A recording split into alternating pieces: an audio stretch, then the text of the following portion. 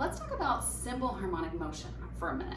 And simple harmonic motion is the motion that describes a pendulum that's swinging.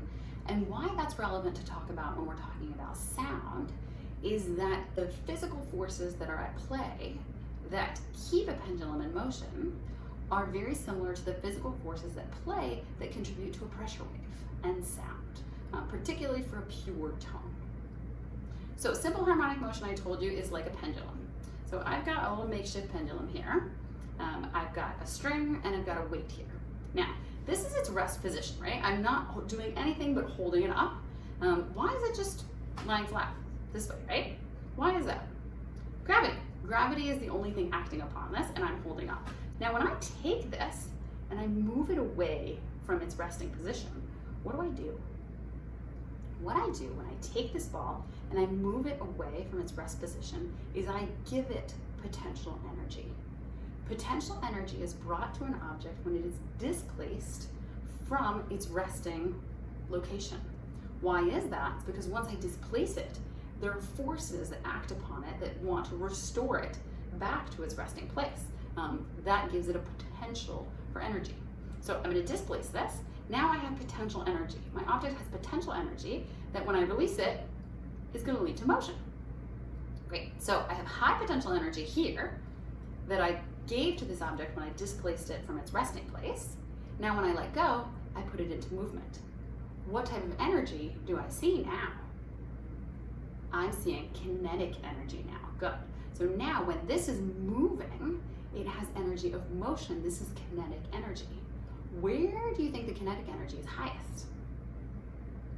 The kinetic energy is highest right as we swoop through that center point. Right as I swoop through this equilibrium point, this object has the highest kinetic energy. It's moving with its fastest velocity.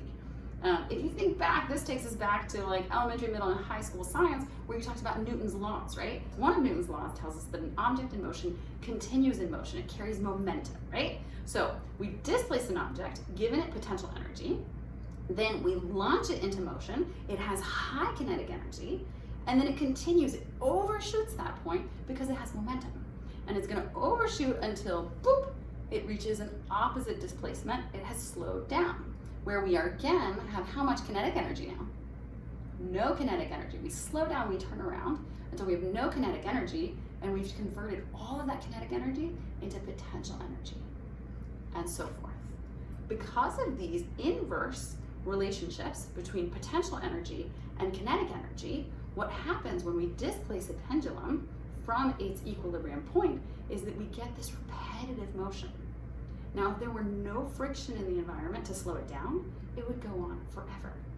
Because where I have high potential energy, I have high potential energy that then gets released, turns into high kinetic energy, momentum carries me to overshoot, and so forth. Now, why spend all this time talking about a pendulum and simple harmonic motion? Because these principles are very similar to what happens when we hit a pitchfork and cut a pure tone. So what happens here? Imagine that I bang this pitchfork, because remember, I need an input, right? I'm not going to get sound out of nothing. I have to create input, right? So I'm going to create an input. I have displacement.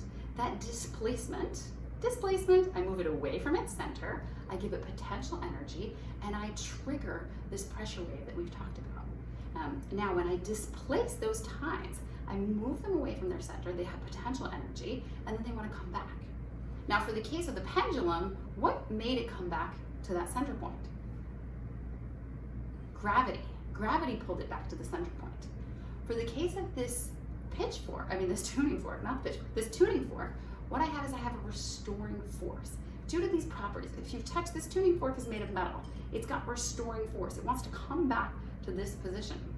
That's going to pull it back to its position, but just like with the pendulum, momentum will carry it to overshoot. We will overshoot, we'll hit low kinetic energy, high potential energy, etc., etc., etc., causing this oscillation that generates this vibration, this periodic motion, this periodic disturbance, this periodic wave that helps us, that we hear as sound.